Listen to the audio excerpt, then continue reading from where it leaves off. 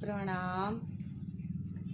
धोरण 6 विषय संस्कृत एमां पाठ 8। पाठનું નામ છે કાકસ્ય ચાતુર્યમ એટલે કે કાગડાની ચતુરાઈ। વિદ્યાર્થી મિત્રો, વિડિયો 1માં આપણે એ પાઠનું સંસ્કૃત અને ગુજરાતીમાં ભાષાંતર જોઈ ગયા કે બધા પક્ષીઓમાં કાગડો લોકો માટે અણગમતો છે, પરંતુ કાગડો પણ એક વિશિષ્ટ પક્ષી છે। જ્યારે સંકટ આવે ત્યારે સંકટથી ડરીને હારી જવાને બદલે સમય સૂચકતા વાપરીને ચતુરાઈપૂર્વક માર્ગ કાઢવો જોઈએ। આ વાર્તા કાગડાની ચતુરાઈ ચિત્ર વાર્તા દ્વારા અહીંયા રજૂ કરવામાં આવી છે। તો વિદ્યાર્થી મિત્રો, આપણે એનું ભાષાંતર અને સંસ્કૃત જોઈ ગયા। હવે વિડિયો 2માં એ પાઠના હું શબ્દાર્થ અને વિકલ્પ તમને સમજાવીશ, કારણ કે આપણને જો એનો અર્થ ખબર ના હોય તો એનું ગુજરાતીમાં ભાષાંતર ખબર પડશે નહીં।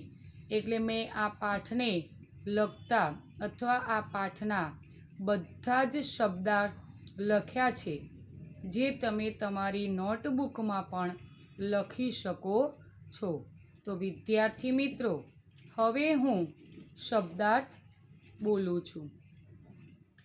એકસ્મિન કોઈ એક, વટવૃક્ષ વડનું ઝાડ, અસ્તિ છે, તત્ર ત્યાં, કાકઃ કાગડો, વસતિ વસે છે, કાકસ્ય કાગડાની, શાવકૈ બચ્ચા, સહ સાથે, તત્રૈવ એટલે કે તત્ર વત્તાઈવ સંધિ છે, એનો અર્થ છે ત્યાં જ, તસ્ય તે, વૃક્ષસ્ય ઝાડની, અધઃ નીચે, કોટરે બખોલમાં, સર્પઃ સાપ,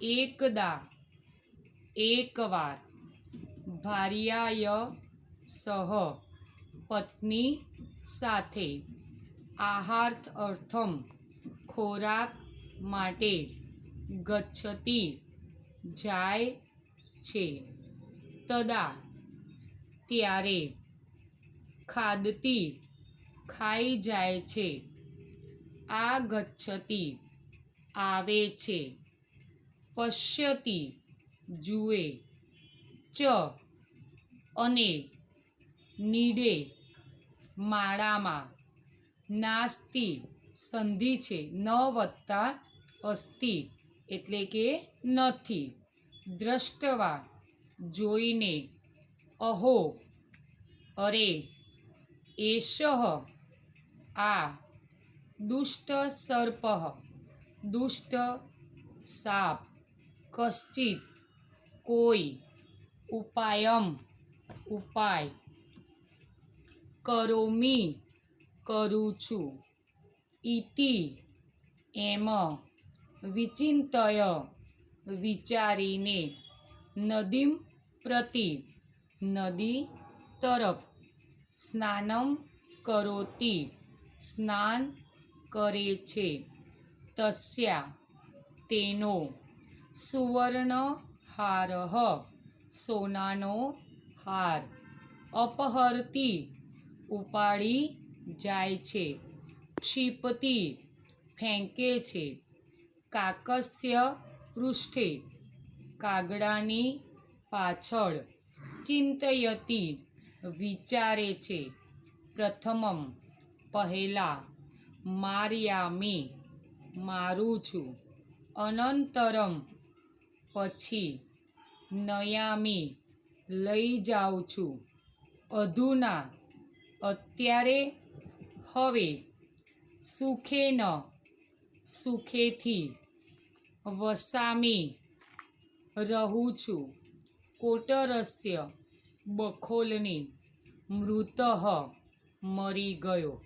તો વિદ્યાર્થી મિત્રો, આ રીતે આપણા આ પાઠના દરેક શબ્દાર્થ સમજી ગયા.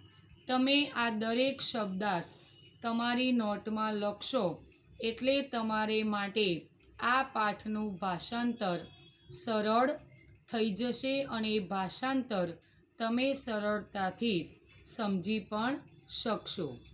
હવે વિદ્યાર્થી મિત્રો, આ પાઠને લગતા કેટલાક વિકલ્પો આપેલા છે તે આપણે જોઈશું.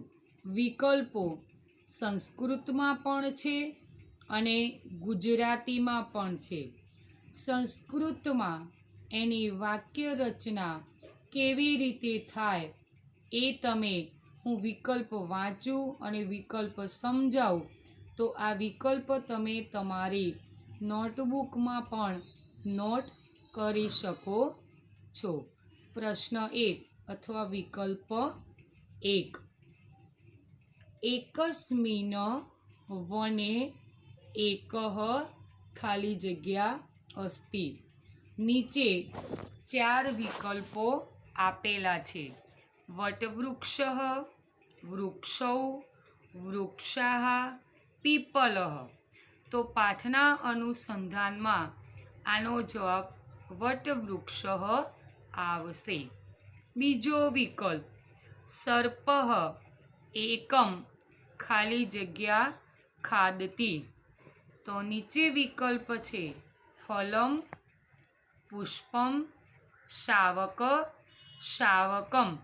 વિદ્યાર્થી મિત્રો, તમે અહીંયા શાવક નામના 2 વિકલ્પ જોઈ શકો છો, શાવક અને શાવકમ.